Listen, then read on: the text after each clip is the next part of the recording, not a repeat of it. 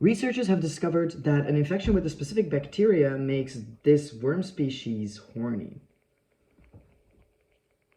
Good morning, ladies and gentlemen. I'm Nick, the veterinary guy, and today we are discussing a fascinating piece of research that's come out in the last few days. Turns out you're not the only one who's pathologically horny.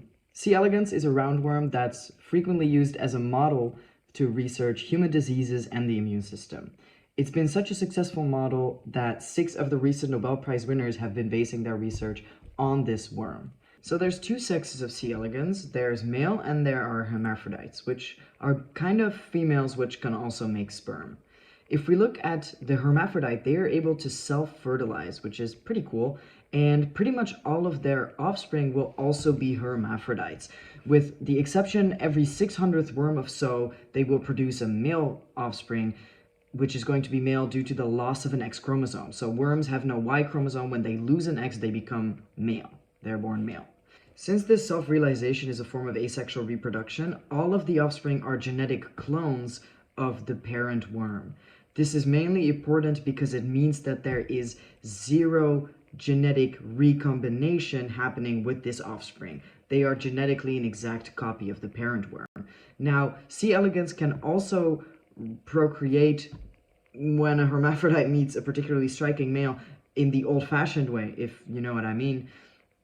And in this case, their offspring will be 50% hermaphrodites and 50% males. So it's going to have a lot more equal distribution. But most importantly, there's going to be genetic recombination, which means all of the offspring are genetically unique individuals.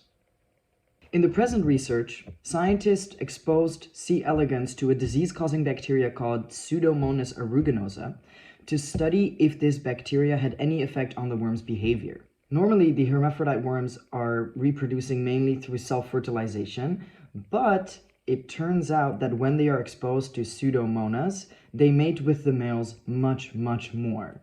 Interesting, right? Have you ever had the flu and just felt like you wanted to... I definitely haven't.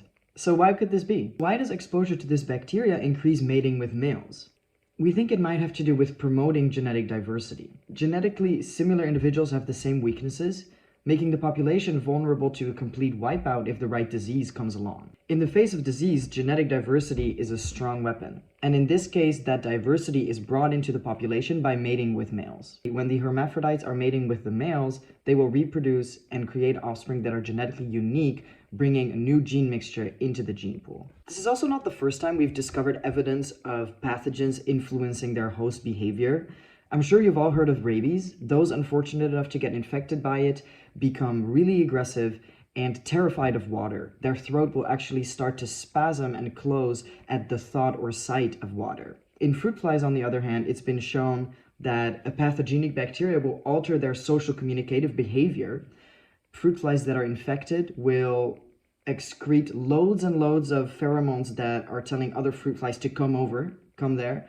And because of that, those other fruit flies will also become infected with this pathogen.